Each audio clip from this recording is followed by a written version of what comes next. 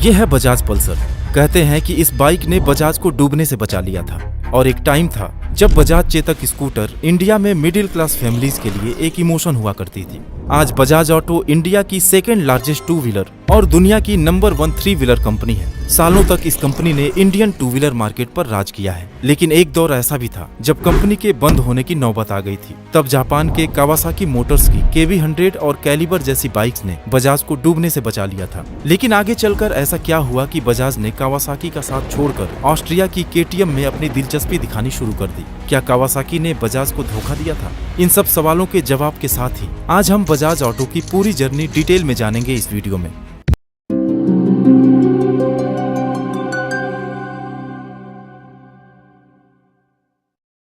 दोस्तों, कहानी की शुरुआत होती है 1889 में, जब राजस्थान के एक छोटे से गांव में एक गरीब मारवाड़ी के घर जमुनालाल बजाज का जन्म हुआ। और सिर्फ 5 इयर्स की एज में ही एक राजस्थानी बिजनेसमैन बच्छराज बजाज ने उन्हें अपने ग्रैंडसन के रूप में गोद ले लिया। अंग्रेजों के साथ उनके काफी अच्छे रिलेशंस थे और वो महाराष्ट्र में रहकर कॉटन ट्रेडिंग का बिजनेस किया करते थे। केवल 4 साल के फॉर्मल एजुकेशन के बाद ही जमुनालाल भी इसी बिजनेस से जुड़ गए और बिजनेस के तौर तरीके सीखने लगे।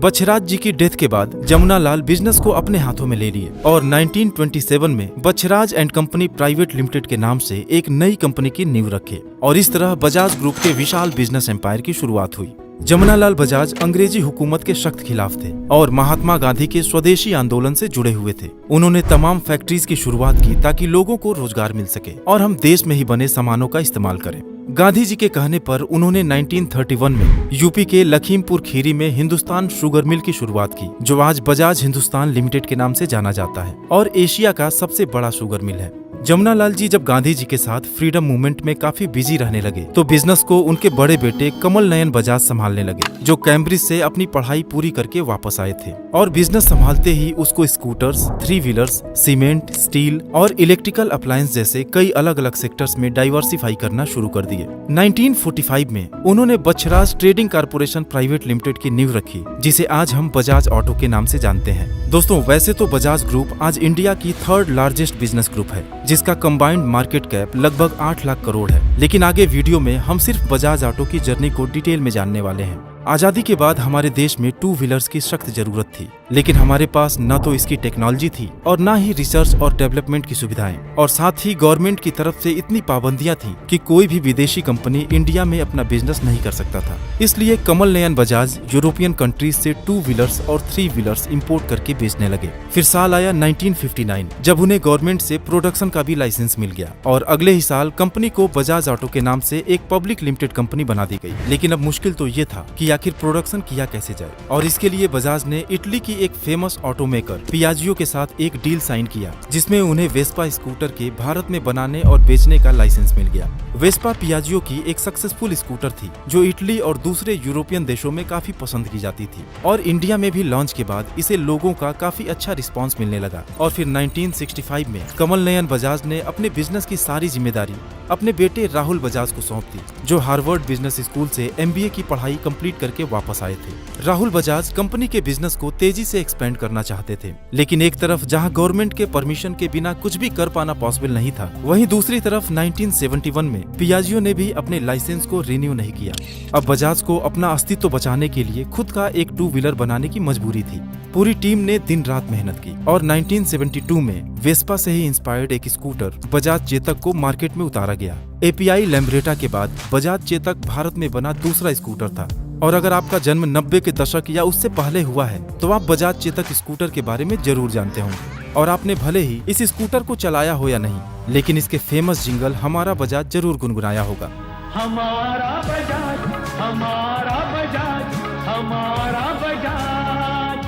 मार्केट में आते ही इसकी सेल्स इतनी तेजी से ऊपर गई कि बुकिंग करने के बाद डिलीवरी के लिए लोगों को सालों वेट करना पड़ा। आम लोग बड़े ही शान से अपनी फैमिली को लेकर इस पर चला करते थे, और इस स्कूटर की इंडियन टू व्हीलर मार्केट में मोनोपोली सी हो गई थी। फिर आया 90s का वो दौर जब इंडिया में कई तरह के इकोनॉमिक रिफॉर्म शुरू किए गए और फॉरेन प्लेयर्स को भी इंडियन मार्केट में इन्वेस्ट करने का परमिशन मिला। बहुत सारे इंटरनेशनल प्लेयर्स तो सालों से वेट कर रहे होते हैं कि कब वे इंडियन मार्केट में एंट्री ले पाएंगे, और गवर्नमेंट के इस मूव ने उनको एंट्री लेने का एक मौका दे दिया।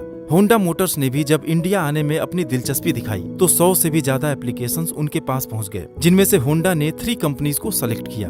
बजाज ऑटो, हीरो और काइनेटिक। लेकिन बजाज उस समय काफी बड़ा प्लेयर था, इसलिए होंडा दो छोटे प्लेयर्स के साथ जाने के लिए डिसाइड करता है। वो मोटरसाइकिल का बिजनेस हीरो को देता है और स्कूटर का जो बिजनेस होता है वो काइनेटिक को दे देता है। बस अब यहीं से शुरुआत थी बजाज के बुरे दिनों की। हीरो होंडा की मोटरसाइकिल और काइनेटिक होंडा की स्कूटर्स के चलते लोगों में गियर वाले स्कूटर की पॉपुलैरिटी काफी कम होने लगती है, जिसका सीधा असर बजाज चेतक की सेल्स पर पड़ता है, क्योंकि उनका 80% रेवेन्यू चेतक की सेल्स से ही आती थी। बाकी रही सही कसर यामाहा RX 100 और राजदूत ने पूरी कर दी। बजाज ऑटो की वैल्यूएशन ईयर ऑन ईयर 40% की रेट से गिरने लगी और नौबत तो ये आ गई कि मार्केट एनालिस्ट अब बजाज ऑटो के अंत को देखने लगे थे। राहुल बजाज ने जिस बजाज ऑटो को 7.5 करोड़ से 12,000 करोड़ की कंपनी बनाया था, उस कंपनी को अपने आंखों के सामने बर्बाद होते हुए देख रहे थे। लेकिन उनके पास कोई ऑप्शन नहीं था। होंडा, यामाहा और सुजुकी के रिफाइंड और रिलायबल इंजन का मुकाबला वो बजाज चेतक से नहीं कर सकते थे। लेकिन अब समय बदलने वाला था। कहानी में एंट्री होने वाली थी एक ऐसे शख्स की जिसने बजाज ऑटो की किस्मत को पलट कर रख दिया। वो शख्स थे राहुल बजाज के बड़े बेटे राजीव बजाज, जिन्होंने 1988 में मैकेनिकल इंजीनियरिंग में अपनी डिग्री हासिल की थी। उनकी सोच अपने पिता से बिल्कुल अलग थी, जिसकी वजह से उनके बीच काफी मतभेद भी थे। लेकिन अभी प्रायोरिटी थी बजाज को बचाने की। राजीव बजाज ने स्कूटर बिजनेस की हिस्ट्री को भूलकर बाइक प्रोडक्शन में आगे बढ़ने का फैसला किया और अर्ली 2000 में जापान की कावासाकी के साथ पार्टनरशिप में KB100, बॉक्सर, कैलिबर, एलिमिनेटर और विंड 125 जैसी बाइक्स को मार्केट में लॉन्च किया गया। और साथ ही Africa, Nigeria, Mexico, Latin America और फिलीपींस जैसे देशों में इसको एक्सपोर्ट भी किया जाने लगा। बॉक्सर बाइक तो अफ्रीका की लार्जेस्ट सेलिंग बाइक बन गई और कावासाकी बजाज कैलिबर को इंडिया में अच्छा रिस्पांस मिला। लेकिन फिर भी बजाज ऑटो की market position Hero Honda, Yamaha और सुजुकी के सामने लगातार नीचे गिरती जा रही थी। राजीव बजाज ने अपनी स्ट्रेटजी को पूरी तरह से चेंज किया। उस समय सारे मैन्युफैक्चरर इंडिया की मिडिल और लोअर मिडिल क्लास को ध्यान में रखकर 100cc सेगमेंट की सस्ती, लाइटवेट कम्यूटर बाइक्स बना रही थी। लेकिन लोगों की फाइनेंशियल कंडीशन अब पहले से बेहतर हुई थी, जिससे उनकी परचेजिंग पावर में भी इजाफा हुआ था। और इन्हीं सभी बातों को ध्यान में रखकर बजाज की रिसर्च एंड डेवलपमेंट टीम ने एक पावरफुल और परफॉर्मेंस बाइक को तैयार करने के लिए काम करना शुरू किया और साल 2001 में पल्सर 150 और पल्सर 180 को भारतीय मार्केट में लॉन्च किया गया। ज्यादा बड़े और powerful engine, long wheel base और मस्कुलर स्टाइलिंग के साथ पल्सर एक प्रीमियम बाइक थी। साथ ही डिस्क ब्रेक और साइड स्टैंड इंडिकेटर इसे दूसरी बाइक से अलग बनाते थे। राजीव बजाज की डिफरेंट स्ट्रेटजी काम कर गई और पल्सर बाइक ने मार्केट में ऐसी धूम मचाई कि बजाज ऑटो एक बार फिर कंपटीशन में वापस आ गया। इसके साथ ही 100cc कम्यूटर सेगमेंट में भी अपनी पकड़ मजबूत करने के लिए 2006 में बजाज प्लेटिना को भी लॉन्च किया गया, जो आज भी टॉप सेलिंग बाइक्स में शुमार है।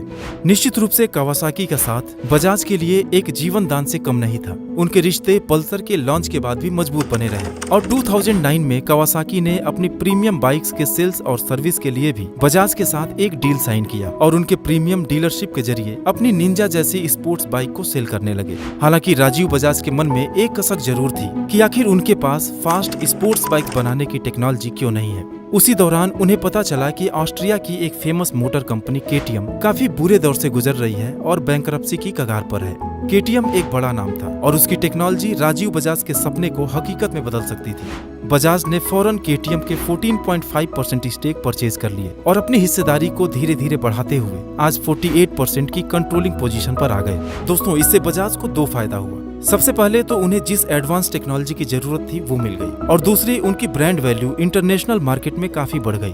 बजाज ऑटो ने KTM की मदद से अपने पल्सर ब्रांड को अपग्रेड करके पल्सर NS और RS सीरीज को लॉन्च किया, जिसका आज यूथ में जबरदस्त क्रेज है। दरअसल ऑस्ट्रिया में KTM बाइक्स की मैन्युफैक्चरिंग कॉस्ट काफी अधिक थी, इसलिए उनकी बाइक्स काफी महंगी हुआ करती थी। लेकिन जब उसका प्रोडक्शन बजाज ने इंडिया में शुरू किया तो प्रोडक्शन कॉस्ट में लगभग 30% की गिरावट आ गई और जब 2012 में एक अफोर्डेबल प्राइस के साथ KTM ड्यूक 200 को लॉन्च किया गया तो यह बाइक काफी पॉपुलर हो गई और इसकी सक्सेस से इंस्पायर्ड होकर KTM ने ड्यूक 390, RC 200 और RC 390 मॉडल्स को भी मार्केट में उतार दिया। लेकिन दोस्तों, KTM से बजाज की नजदीकियां कावासाकी को चुभने लगी, क्योंकि कावासाकी और KTM दोनों एक ही सेगमेंट में बाइक्स का प्रोडक्शन करती थी और इंडिया में KTM बाइक्स का रेट नीचे आने से कावासाकी की सेल्स पर काफी असर पड़ने लगा। हालांकि ऑफिशियली तो इस बात को कहीं कहा नहीं गया, लेकिन कुछ रिपोर्ट्स की अगर माने तो बजाज और कावासाकी के बीच मार्केटिंग और ब्रांडिंग को लेकर कुछ डिस्प्यूट काफी दिनों से चल रहा था और बजाज के मुश्किल दिनों में भी कावासाकी ने अपने स्पोर्ट्स बाइक की टेक्नोलॉजी भी शेयर नहीं की, जिसकी वजह से बजाज मैनेजमेंट उनसे खुश नहीं था। कावासाकी को बजाज से अलग होने का अंदेशा पहले से ही था। इसलिए 2010 में कावासाकी ने महाराष्ट्र के पुणे में इंडिया कावासाकी मोटर्स के नाम से अपना एक प्रोडक्शन यूनिट सेटअप करके अपने सप्लाई चेन को भी मजबूत करना शुरू कर दिया था। और आखिरकार 2017 में कावासाकी ने इंडिया में बजाज के साथ अपने सेल्स एंड सर्विस एग्रीमेंट को खत्म कर लिया। खैर, अब बजाज को इससे कोई खास असर पड़ने वाला नहीं, क्योंकि KTM के साथ आने के बाद 100cc सेगमेंट में प्लेटिना और डिस्कवर से लेकर पल्सर जैसी परफॉर्मेंस बाइक और डोमिनार और ड्यूक जैसी शानदार स्पोर्ट्स बाइक बजाज के पोर्टफोलियो में मौजूद हैं। और अगर 3 व्हीलर की बात करें तो हमारे दिमाग में सिर्फ बजाज ऑटो रिक्शा का ही ख्याल आता है। 2017 में ही बजाज ने यूके की ट्रायम्फ मोटरसाइकिल के साथ मिड साइज बाइक के प्रोडक्शन और सेल्स के लिए भी एक ग्लोबल पार्टनरशिप किया था, जिसके तहत उन्होंने अभी जल्दी ही जून 23 में स्पीड 400 और स्क्रैम्बलर 400X बाइक्स को लॉन्च किया है। आज बजाज ऑटो की 2 व्हीलर्स और 3 व्हीलर्स दुनिया के 70 अलग अलग देशों में मौजूद हैं, और यही वजह है कि उनके कुल रेवेन्यू का 50% हिस्सा एक्सपोर्ट से ही आता है। 50% हिस्सा एक्सपोर्ट से ही आता है। और आप जानकर हैरान होंगे कि दिसंबर 20 में बजाज ऑटो का मार्केट कैप 1 लाख करोड़ को भी पार कर गया था, जिससे यह दुनिया की मोस्ट वैल्यूएबल 2 व्हीलर कंपनी बन गई थी। तो दोस्तों, उम्मीद है कि बजाज ऑटो की यह सक्सेस जर्नी भी आपको पसंद आई होगी। Thanks for watching.